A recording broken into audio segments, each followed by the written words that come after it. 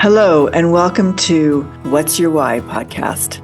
I am your host, Emmy DeGrappa. We bring you stories that engage, inspire, and educate about our shared human experience, brought to you by Wyoming Humanities. I have a great story for you today. When I first met my guest, Damien Mander, he was giving a TEDx talk in Jackson Hole, Wyoming. Damien is a former Australian Navy clearance diver.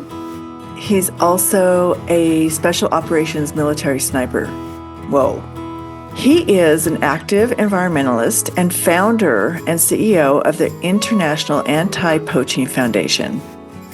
In 2009, while traveling through Africa, he was inspired by the work of rangers and the plight of wildlife. With passion and commitment, he liquidated his life savings and formed the International Anti-Poaching Foundation, IAPF. Over the past decade, the IAPF has trained and supported rangers, which now protect over 9 million acres of African wilderness. But that's not the end of the story. In 2017, Mander recruited the initial team of 16 female rangers in the lower Zambezi Valley of Zimbabwe. These women became the first Ashakinga rangers. Ashakinga means the brave ones in the Shona language, or also known as nature protected by women. They embarked on a mission to safeguard Zimbabwe's wildlife from the devastating impact of poaching. This marked the beginning of the organization working directly with local communities to tackle the challenges of illegal wildlife trade and environmental degradation. So what's exciting is that this program that has already grown to over 170 employees, becoming the only group of nature reserves in the world to be protected by women. That's so cool. The goal is to employ 1,000 women by 2025. And I just want to congratulate Damien and his team. I really hope you enjoy this conversation. Thanks for listening.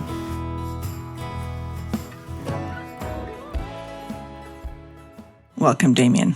Yeah, g'day. How you doing? You've done a lot in your life, and it's exciting to talk to you because I want to hear your story about how you moved from being a special operations sniper to becoming a founder and CEO of the International Anti-Poaching Foundation. Okay, yeah, no problems. I can do that.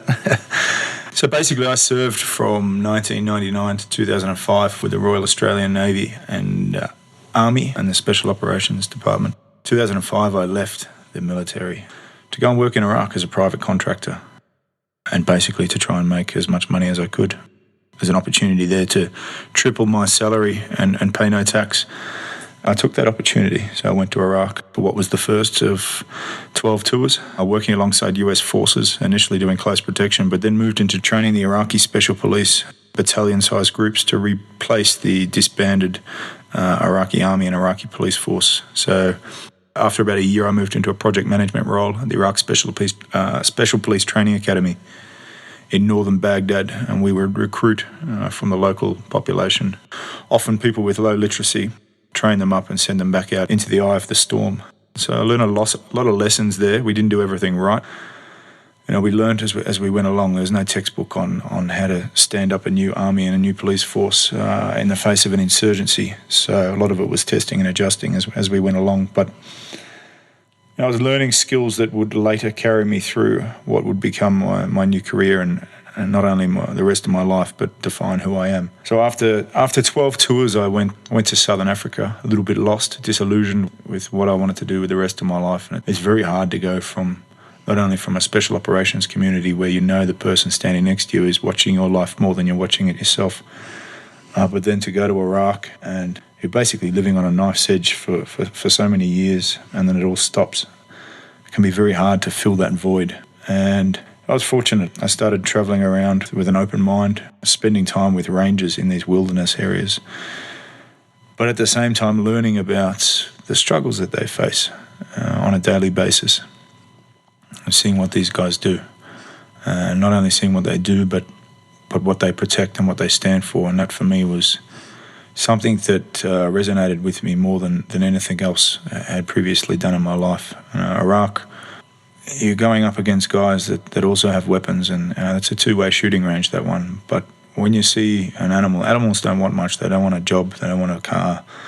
They don't want a bigger house. They don't have egos. They just want one thing. They want to live.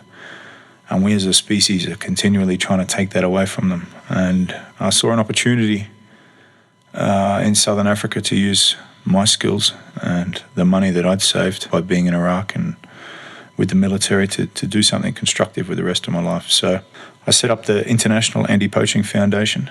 We're now 6 years down the track. We've got the likes of Dr. Jane Goodall, who sits on our advisory committee. We have a presence in 6 countries. We have 6 major campaigns, and we've supported over 40 other frontline conservation initiatives with investments up to the value of $50,000. Our mission is wildlife conservation through direct action. We're very narrow and focused in what we do. We are the guys at ground zero, at the coalface. I go to work every day knowing that what we do is not the answer. And this age-old cliche of winning hearts and minds, making the communities not need to poach anymore is the solution. But we struggle to see models that work, and definitely not workable on the scales that are required to swing this huge issue around that we have. So in the meantime, I'm the guy that stops the hemorrhaging. We're the guys that buy the time. We're the rangers out there on the front line, standing between rhinos and elephants and between poachers. And when something is being exploited, the most direct way to protect that is to stop the person that's doing it, and that's what we do. How did you first come across poachers or learn about what they were doing and really dive into that work? I'd heard about anti-poaching some years earlier, more of a romanticised adventure setting, really, discussed by some mates in a bar in Australia. And I won't lie, though, reasonable enough for a military guy. And I sold everything and set this up. There's a group of people in this world that go out every day for up to 14 days at a time, risking their life. It doesn't matter if you run an environmental NGO, whether you like photographing nature, whether you like going on safari in Africa, whether you're a hunter, whether you just like breathing the fresh air or drinking the fresh water that comes from nature. It all comes back to one group of people. And it's the group of people that go out there risking their life, not so much from the poachers they're trying to stop, from the animals they're trying to protect. And these group of people are rangers. And for me, going forward in life, the best thing I could have done with the money I had and the skills I have was to support these people so they can go out and protect the heart and lungs of the planet.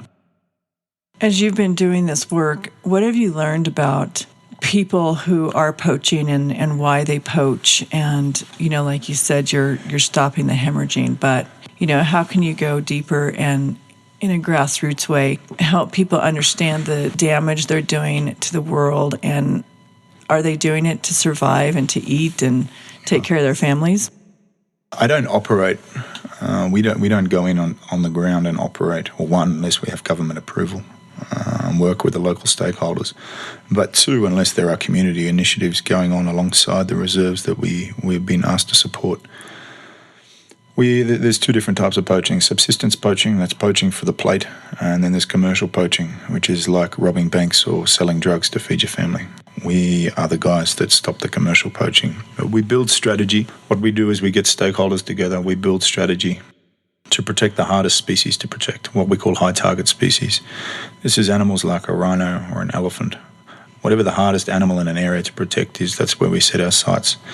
And what you find is that when you protect the hardest animal to protect, everything else in that ecosystem is being looked after. And when you weigh that against some of the bigger issues we have in the world today, global warming, deforestation, human population growth, the most direct thing we can do right now is to hold on to what we have left, and that's what we do. How did your work in the military prepare you for what you're doing right now? Yeah, I won't lie. It's very unfortunate that guys like me are required to protect animals like a rhino and elephant. I wish it didn't have to be that way. This is the world we've created for ourselves to manage. Rangers are being shot at and killed, and the animals they try to protect are being shot at and killed. You've got armed groups of civilians which go out protected by the local population, crossing familiar territory, conducting raids and ambushes against larger and less mobile but regular forces such as special operations, police, military. They then come back through familiar territory, still protected by the local population. That's a definition of guerrilla warfare. And you've got men and women who signed up to look after nature but are now being asked to do the job of a soldier. And look, I don't know what the answer is. There's people who are a lot smarter than me trying to figure out the long-term solutions. There's whole government departments working on it. I know that what we do buys time. We hold on to what is left. That's interesting. Tell me who, in doing this work and in learning from others who have gone before you in conservation, who has inspired your life work now? Two people come to mind, and they both sit on our International Advisory Committee. Just bearing in mind we're 6 entities now registered around the world. Dr. Jane Goodall, of course. I actually probably don't even need to say much more than that. She's an inspiration. And what Jane represents is that conservation isn't just something we pick and choose if we're going to be a part of. Conservation is a lifetime commitment. It shouldn't be an option. It's like raising a child. If you have that child, you need to look after it. There's a responsibility there within that, and there's a responsibility upon all of us to look after nature in whatever way we can. This is our backyard. If we don't protect it, there's going to be nothing left. Dr. Ian Player, the man that with his team pulled together the last remaining rhino in South Africa in the late 1950s, early 1960s, and sent breeding herds out around the world when there were as little as 500 rhino left, southern white rhino. And today we have 20,000 of these animals left. Ian passed away late last year. But the fact that we have rhino left today to fight for is because of that man and what he did and what he stood for an entire lifetime. Both of them a great inspiration to me. Very humble people. Knowing Ian up until his last days and having known Jane for quite a long time now. These people, they're not fancy. They don't have fancy cars or anything. They don't wear fancy clothes. They don't need that. They know that what they do makes them richer than anything else on the planet. Well, that's wonderful. So I have one last question. Do you feel like when you left the military that you suffered from any kind of trauma or PTSD? Look, I definitely know it's something that's front and centre, particularly with the American public and the rates of suicide we have here. For me, well, look, you don't come out of places like Iraq after 12 tours completely unscathed. I've still got 10 fingers and 10 toes, but of course you still get anxiety and slamming doors and things like that. You're sort of clawing onto the ceiling. But I think one thing that has really helped me is getting back to nature and realising there's something bigger than oneself in the world, and it's looking after nature, this presence that's all around us and the animals that inhabit it and the trees.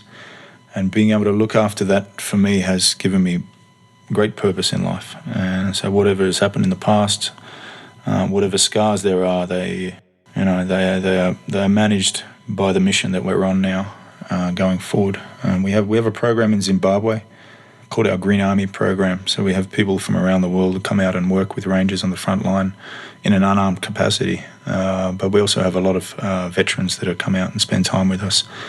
Not only US guys, but Australian, Canadian, guys from Europe. And they just come out and see that there is a life after war. It's a new war that we're fighting. It's an endless war. But protecting nature, fighting for something that, in my opinion, is the most important thing on the planet to fight for. That's excellent. Thank you so much. And thank you for being here, Damien. Thank you very much. Cheers. Thank you for joining us for this episode of What's Your Why? Brought to you by Wyoming Humanities with support from Wyoming Community Foundation and generous supporters like you. To learn more, go to thinkwhy.org, subscribe, and never miss a show.